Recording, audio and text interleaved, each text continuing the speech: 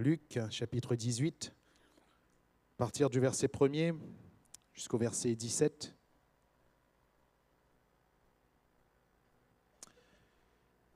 Jésus leur adressa une parabole pour montrer qu'il faut toujours prier et ne point se relâcher. Il dit, il y avait dans une ville un juge qui ne craignait point Dieu et qui n'avait d'égard, qui ne craignait point Dieu, qui n'avait d'égard pour personne. Il y avait aussi dans cette ville une veuve qui venait lui dire « Fais-moi justice de ma partie adverse ». Pendant longtemps, il refusa. Mais ensuite, il dit en lui-même « Quoique je ne craigne point Dieu et que je n'ai d'égard pour personne, néanmoins, parce que cette veuve m'importune, je lui ferai justice, afin qu'elle ne vienne pas sans cesse me rompre la tête. » Le Seigneur ajouta « Entendez ce que dit le juge inique.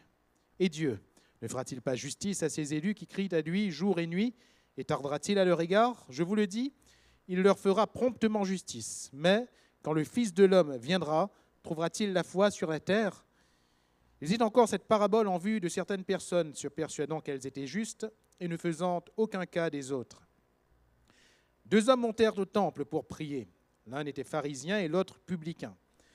Le pharisien debout priait ainsi en lui-même. « Ô Dieu, je te rends grâce de ce que je ne suis pas comme le reste des hommes, qui sont ravisseurs, injustes, adultères, ou même comme ce publicain.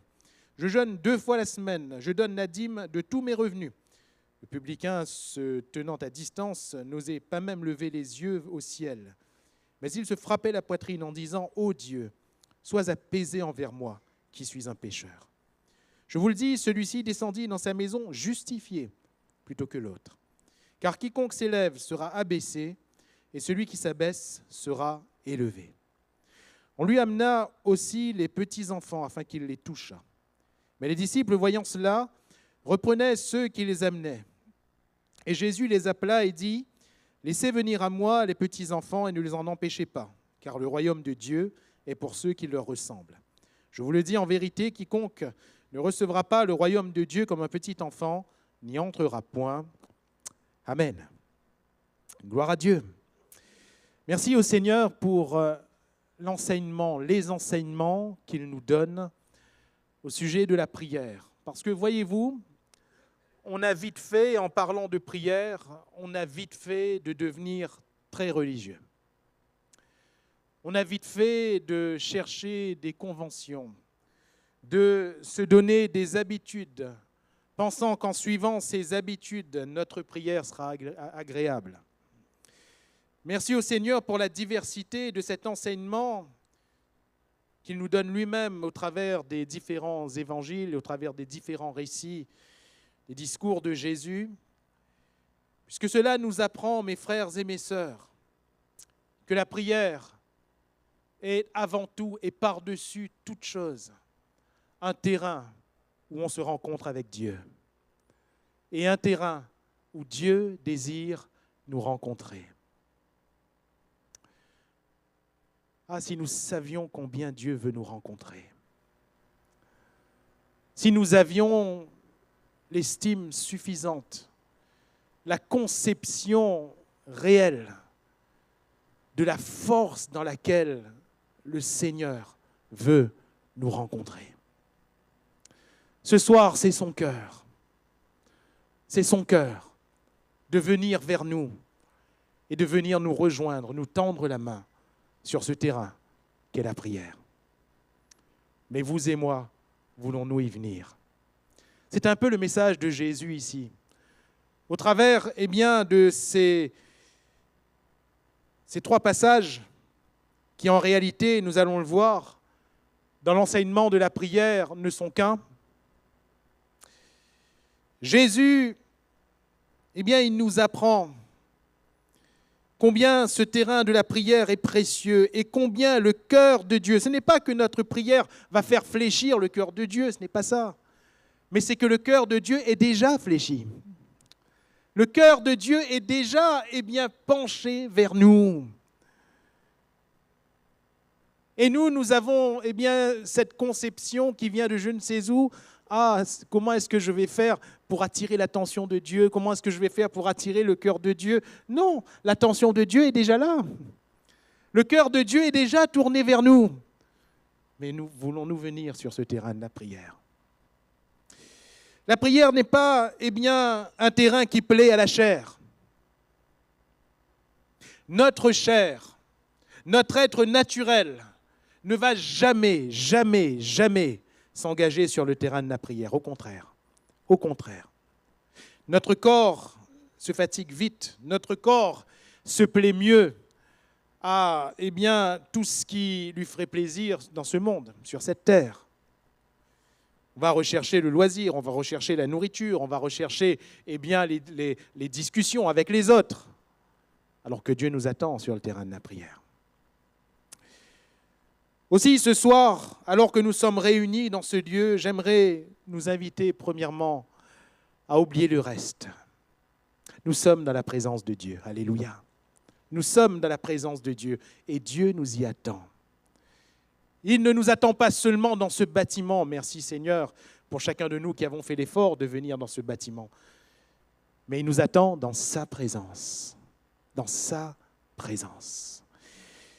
Première chose que ces 3 passages nous enseignent, c'est que la prière est une progression dans la proximité de Dieu. Premier passage qui est une parabole dans laquelle, Dieu finalement n'y est pas de manière physique. C'est une femme qui va voir un juge inique, c'est-à-dire un juge injuste. Vous allez me dire, mais c'est bizarre, de la part d'un juge. Oui, ici, le juge, il est injuste. Ce juge, il donnait raison ou tort à l'un ou à l'autre, suivant ce qu'il recevait. Vous comprenez ? Pour avoir les faveurs de ce juge, il fallait lui donner quelque chose. Hein ? Les temps n'ont pas trop changé, vous avez remarqué ? Voilà. L'homme reste l'homme. Qu'est-ce que vous voulez ? L'homme reste l'homme.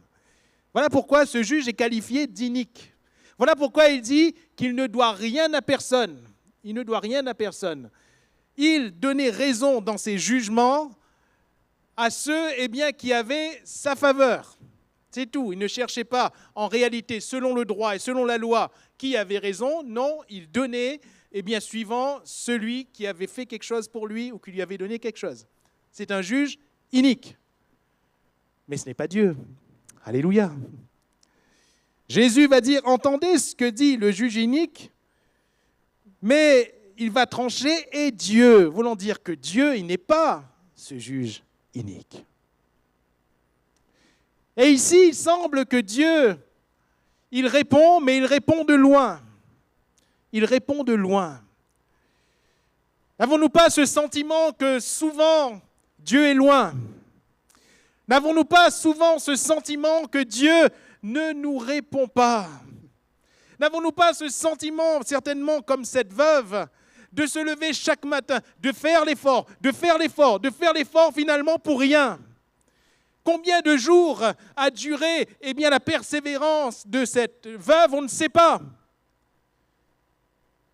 Mais mettez-vous à la place de cette personne. Chaque matin, elle se lève et elle se dit, allez, je vais aller voir encore ce juge. Mais dans sa tête, tout de suite, mais hier aussi, je suis allé. Avant-hier aussi, je suis allé. Avant-hier aussi, je suis allé. Mais ça a été pour rien. Pour rien. Et peut-être que quelqu'un est en train de se dire, mais hier, j'ai prié. Avant-hier, j'ai prié. Pasteur, si vous saviez, ça fait combien de temps je suis en train de prier ? Mais il n'y a rien. Il n'y a rien. Et Dieu nous semble si loin. Pas de réponse, même pas un petit signe. Rien. Rien. Mes frères et mes sœurs, cette parabole nous montre que ce Dieu de loin, il répond. Alléluia. Ce Dieu que nous qualifions de loin, en réalité, il n'est pas si loin, parce qu'il répond. Il répond. Il répond. Il n'est pas ce juge unique. Alléluia. Lui, il répond.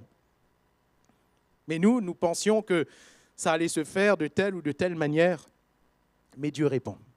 Ce Dieu de loin répond. Ce Dieu de loin, dans le 2e passage, il se rapproche. Et si avant, cette veuve était devant un juge inique qui n'avait rien à voir avec Dieu, ici, ce publicain, ce péager, celui qui collectait le péage, lui, il est allé au temple. Et le temple, c'est la présence de Dieu. Alléluia. Ce Dieu, il est là. Il est là. Il est là.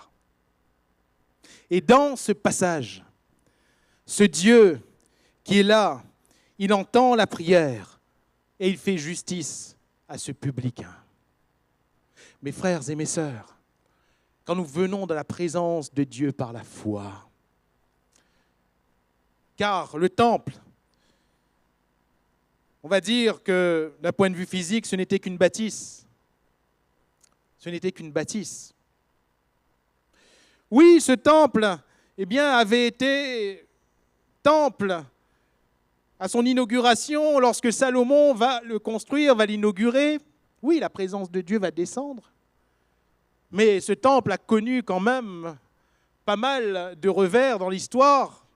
Et quand nous arrivons à l'époque de Jésus, ce temple, oui, il est temple, mais il n'est plus si temple que ça. Rappelez-vous, il avait été détruit par Nebuchadnezzar, il avait été reconstruit par Zorobabel.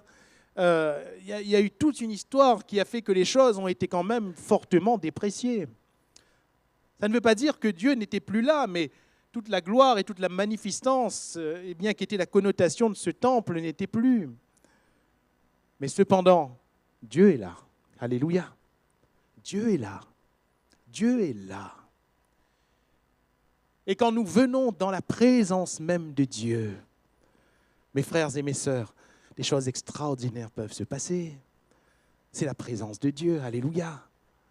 Lorsque nous venons sur le terrain de la prière, dans la présence de Dieu, quand nous savons que Dieu est là, de grandes choses peuvent se passer.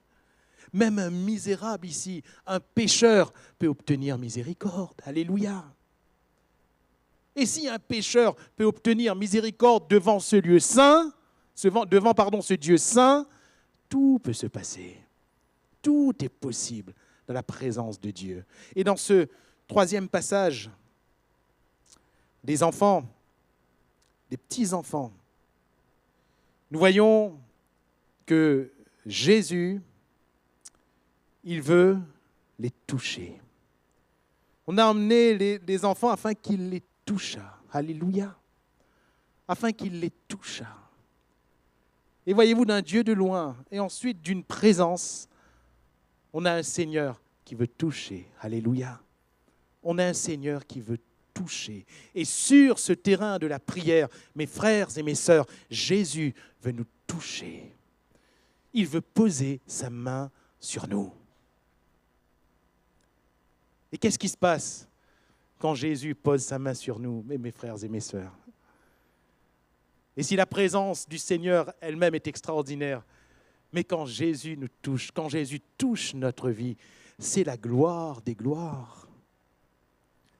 Quand Jésus touche le lépreux est purifié. Alléluia. La maladie incurable s'en va. La laideur de la lèpre s'en va. Tout ce qui repousse chez un lépreux disparaît. Alléluia. Quand Jésus touche le cercueil, le fils de la veuve de Naïn est ressuscité. Alléluia.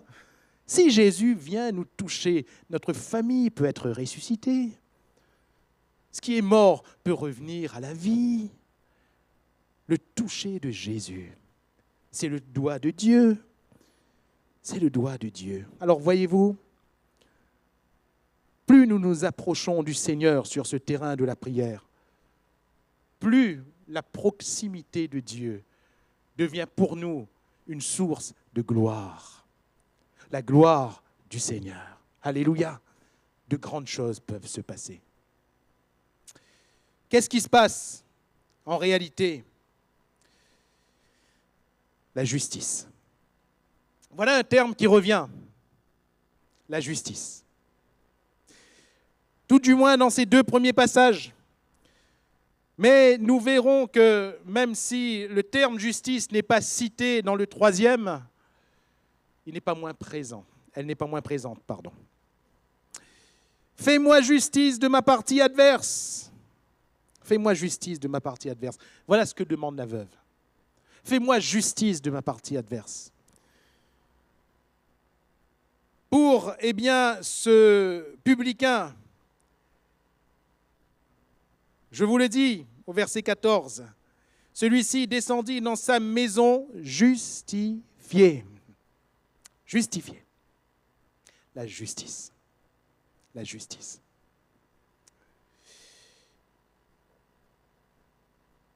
Trois justices ou trois aspects différents de la justice de Dieu, ou plutôt de la justice que Dieu veut nous faire.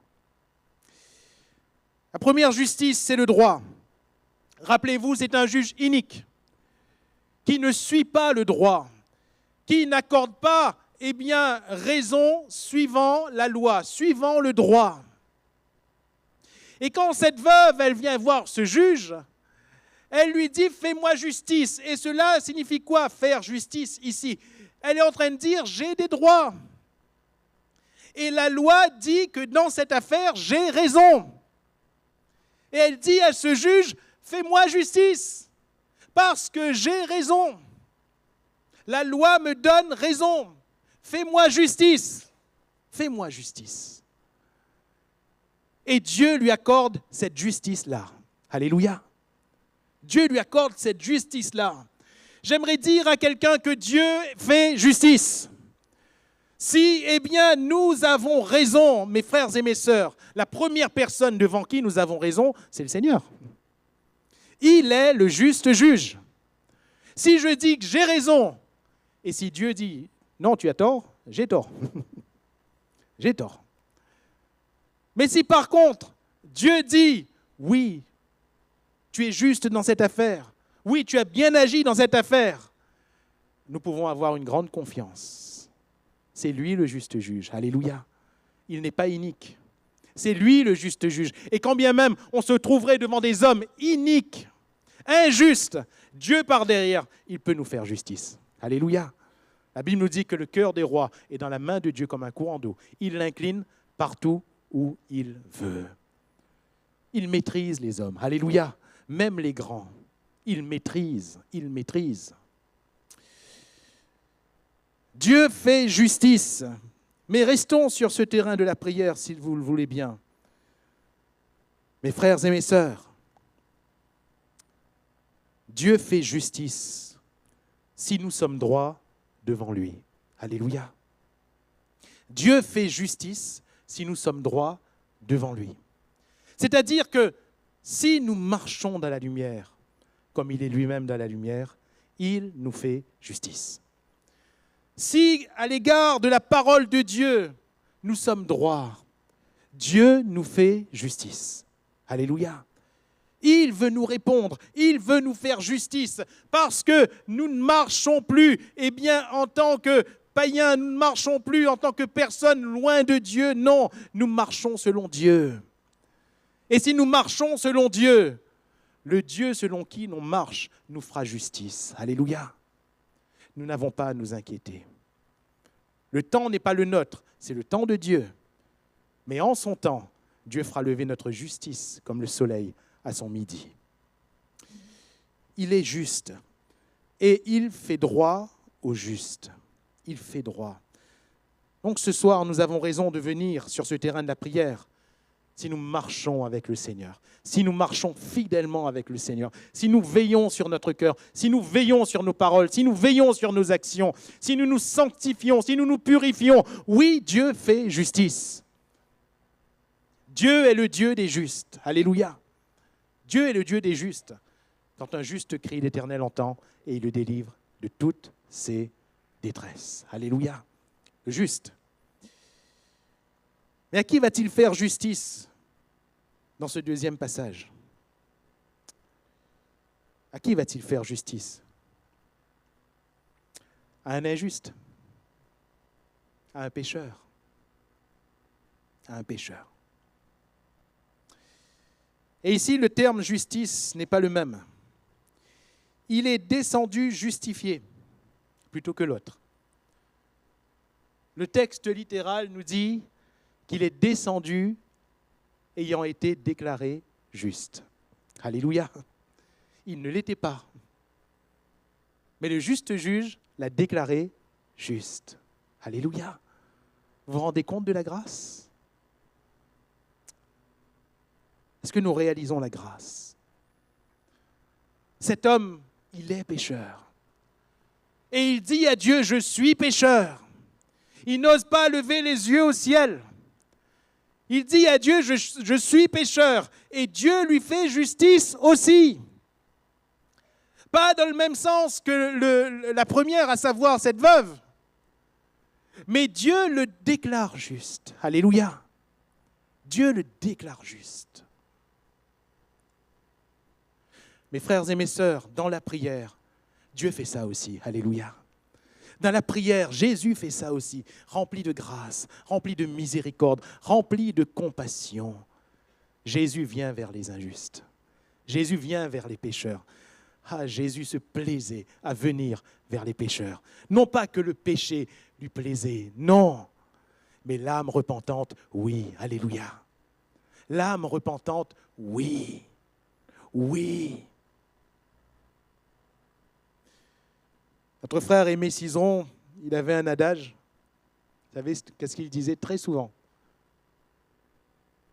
Pécheur, oui. Méchant, jamais. Pécheur, oui. Mais méchant, jamais. Et le méchant, c'est le pécheur qui résiste à Dieu. C'est le pécheur qui résiste à Dieu, c'est-à-dire qui veut rester dans son péché. Cet homme ne résiste pas. Il se prosterne, il se frappe la poitrine. Et il dit, sois apaisé envers moi. Je suis un homme pécheur. Et Dieu lui fait justice. Alléluia. Dieu le justifie. Dieu le justifie. Mes frères et mes sœurs, le sang de Jésus a coulé à la croix pour cette justice-là. Le sang de Jésus a coulé à la croix afin que nous soyons pardonnés de nos péchés, purifiés de nos iniquités dans la présence du Dieu saint. Alléluia. Et le Seigneur peut te faire justice ce soir. Toi qui te sens misérable, toi qui te sens souillé, le Seigneur peut te faire justice ce soir. Alléluia. Et je disais que dans le troisième passage,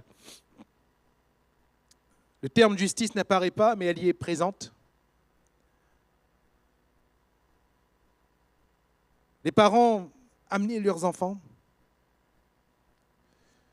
mais les disciples disaient non, non, non, non, non.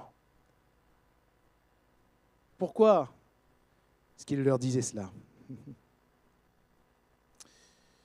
Parce que, voyez-vous, il n'était pas convenable. Bon, nous, à La Réunion, peut-être plus aujourd'hui, mais dans l'histoire, on connaît ça. Hein, on connaît ça dans l'histoire. Hein. Quand, entre adultes, on parlait, quand les enfants passaient, ils disaient hey, « rentre pas dans une conversation gramoun. » hein. On disait aux enfants « allez, on faisait bien. » On faisait bien. Quand les choses concernaient les adultes, on écartait les enfants. Ce n'était pas convenable. Ce n'est bien qu'une faible appréciation que nous pouvons avoir de cette situation, parce que c'était irrespectueux. C'était irrespectueux. Lorsqu'un maître, quelqu'un qui était regardé comme ayant une supériorité, lorsqu'il passait avec ses disciples, et que des enfants venaient s'y mêler, c'était irrespectueux. C'était vu comme un déshonneur. Et c'était irrespectueux et déshonorant pour ces enfants d'être présents. Voilà pourquoi les disciples disaient non, non, ce n'est pas possible. Ce n'est pas possible. Mais là où on disait, et c'était reçu, entièrement reçu, c'était compréhensible, entièrement compréhensible. Quelque part, les parents qui amenaient leurs enfants pour que Jésus les touche, ils enfreignaient un code. Ils enfreignaient un code, qui était un code de la société de l'époque. Mais Jésus va leur faire justice. Alléluia. Jésus va leur faire justice. En disant, laissez, au contraire, ils ont raison. Ils ont grandement raison. Jésus leur fait justice. Alléluia. Ils ont raison. Ils ont raison. Pourquoi ont-ils raison? Parce que le code du royaume de Dieu est différent. Alléluia. Le code du royaume de Dieu est différent. Mes frères et mes sœurs, est-ce que nous savons que le code du royaume de Dieu est différent du nôtre? Nous avons nos codes, nous avons nos lois à respecter et à faire respecter. Nous avons nos principes. Je ne dis pas qu'ils sont mauvais, mais le royaume de Dieu, c'est le royaume de Dieu. La justice de Dieu, c'est la justice de Dieu. Et quand Dieu déclare, qui va contre-déclarer? Qui va dire que le Seigneur a tort? Laissez venir à moi le royaume de Dieu, car les enfants que vous méprisez, au contraire, ils doivent être vos modèles. Vous voyez? Parfois, on conçoit les choses d'une manière, et le Seigneur les conçoit d'une autre. Alors, que faire pour être, à proprement parler, sur ce terrain de la prière, pour permettre à ce Dieu qui veut être proche de nous, de poser sa main sur nous, de nous bénir, pour permettre à nos prières de trouver le cœur de Dieu? Premièrement, passer outre les barrières. Mon frère, ma sœur, cher ami, il faut que tu puisses vaincre les barrières. Quelles barrières? Si dans le premier passage, qui est une parabole, le Seigneur nous parle de persévérance, c'est parce que la première barrière, c'est la barrière du temps. Ici, il fallait de la persévérance parce qu'il fallait vaincre le temps qui passe. Le temps peut constituer une barrière. Les délais sont les délais. Et quand on dit « Seigneur, viens à mon aide », c'est parce que pour nous, le temps est pressant. Mais nous oublions que c'est lui le Seigneur. Alléluia. Nous oublions que c'est lui le Seigneur.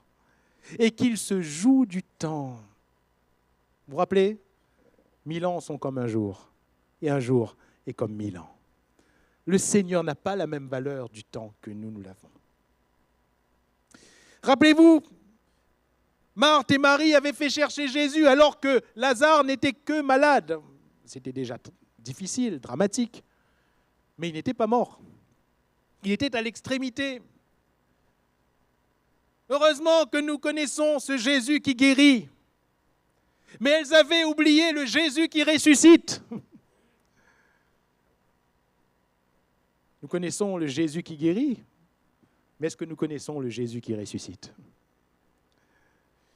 Nous connaissons le Seigneur puissant, mais est-ce que nous connaissons le Seigneur tout-puissant? C'est le même Seigneur. Alléluia.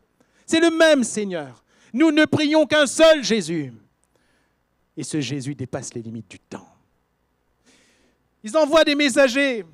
Celui que tu aimes est malade. Celui que tu aimes, Jésus. C'est fort. C'est fort. Est-ce qu'elles ont tort de dire celui que tu aimes? Non, la Bible nous dit que Jésus aimait Lazare. Jésus aimait Marthe. Jésus aimait Marie. Cette fratrie avait quelque part la faveur de Jésus. Le temps presse. Mais Jésus, qu'est-ce qu'il fait?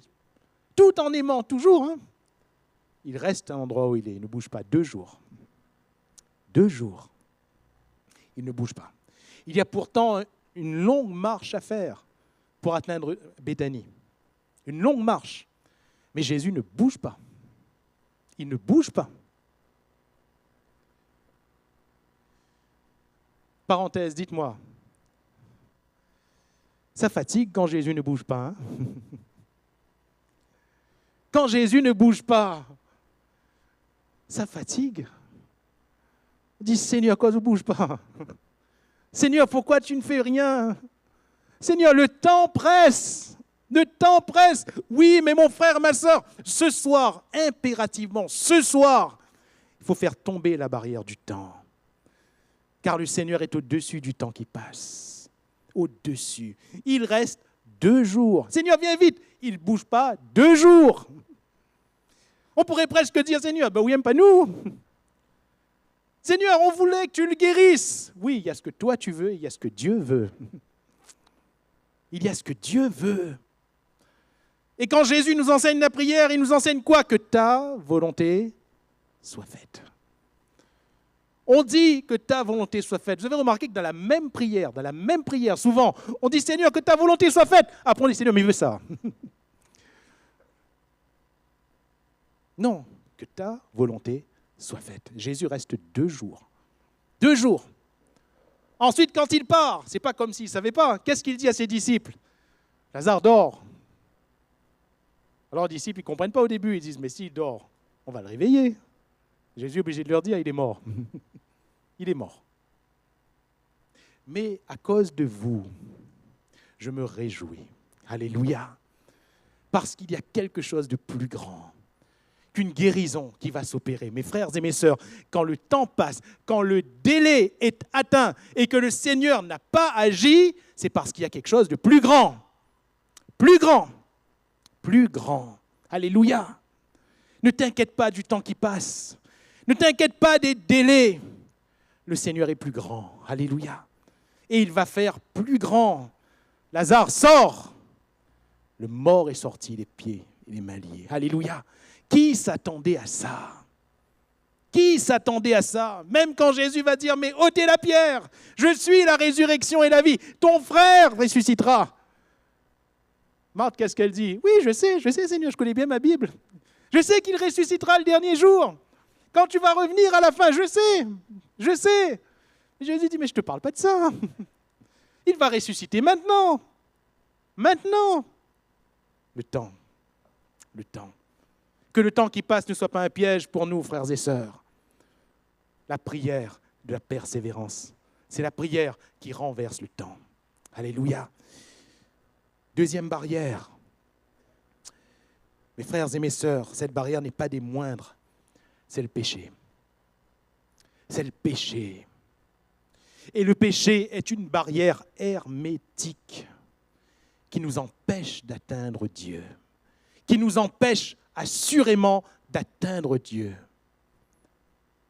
Celui qui vit dans le péché, celui qui pratique le péché, n'a aucune audience devant Dieu. Aucune.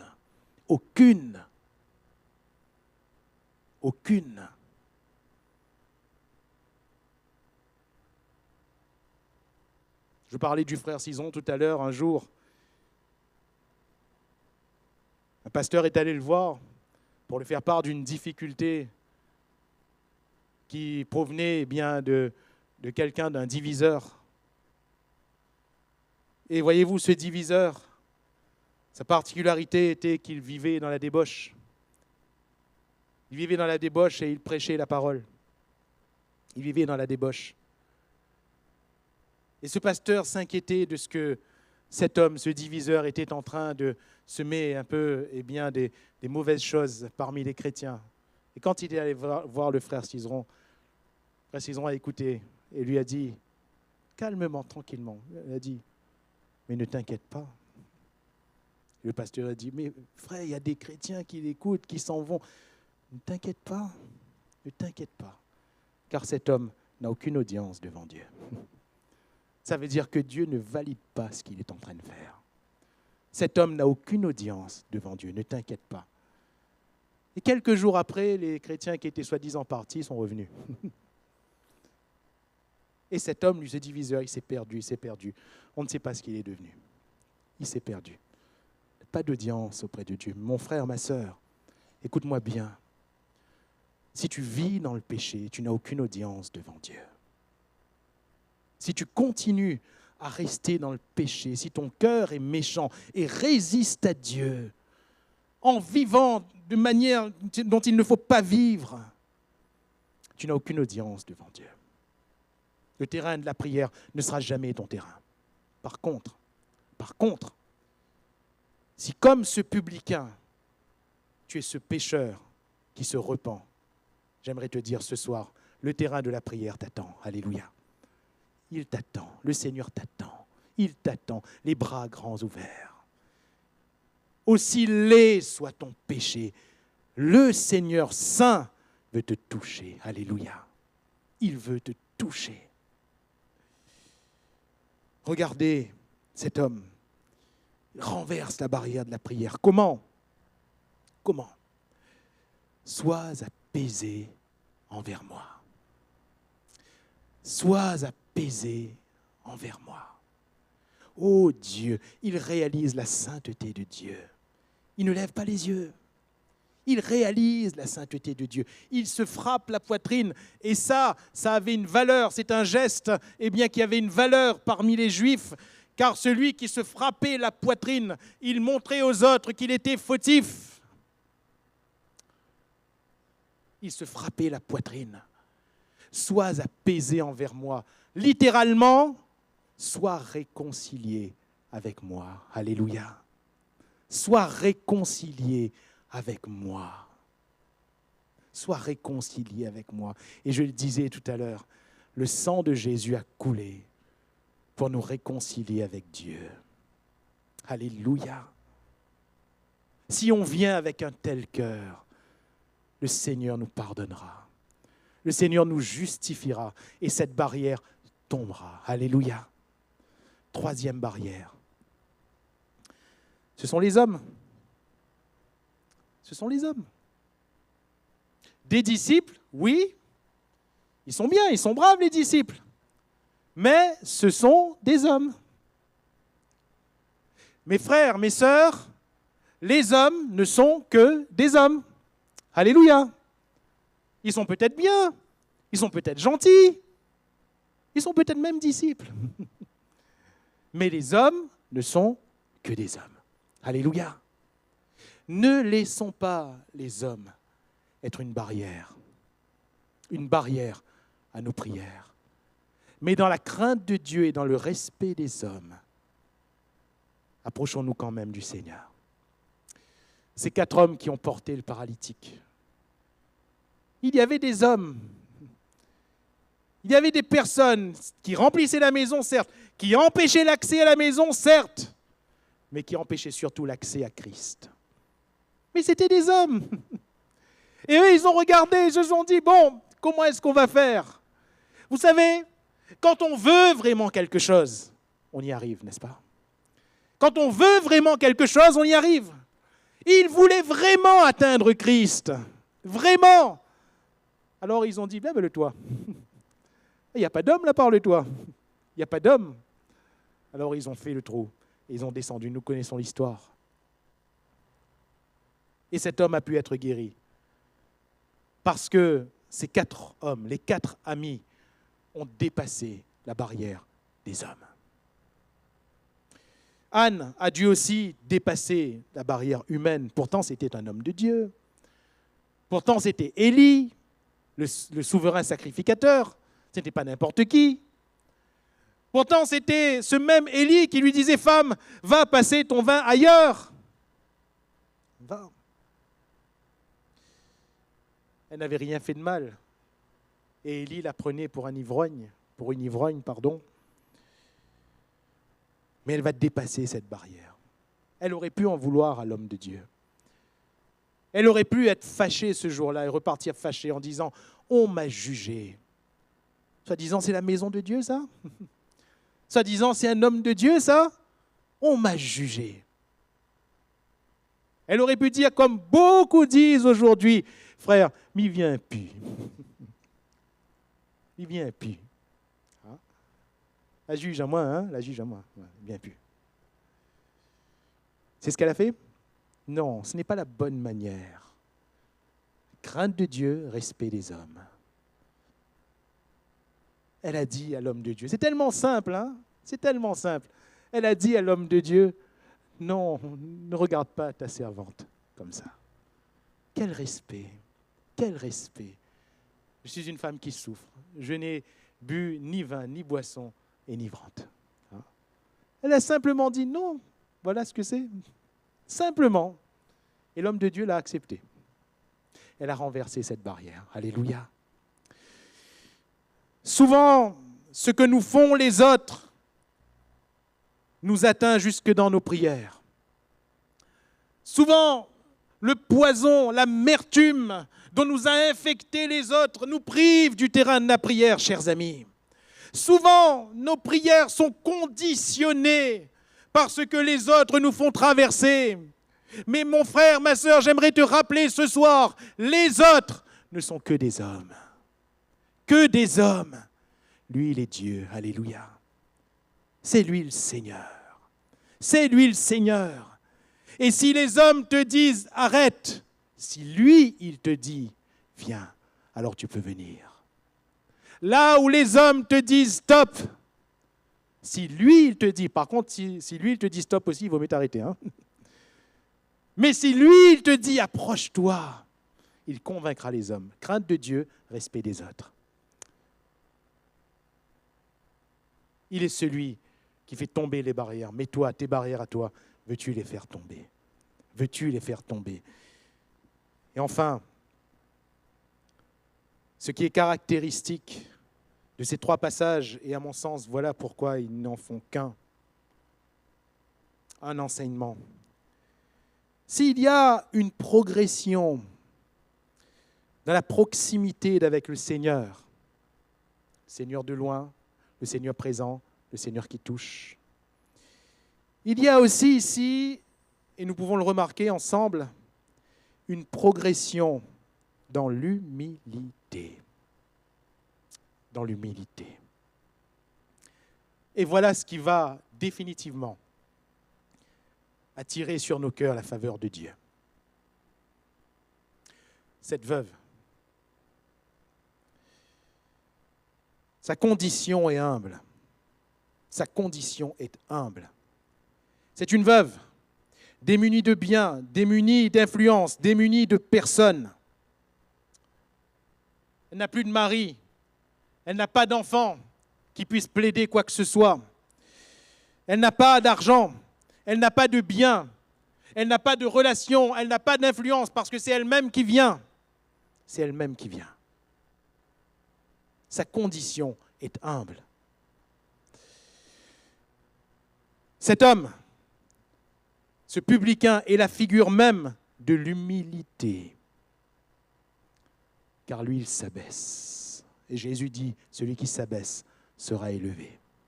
Lui, il se frappe la poitrine. Lui, il n'ose pas regarder vers le ciel parce qu'il sait qu'il est pécheur. Il sait que Dieu est saint. Et puis, on diminue encore.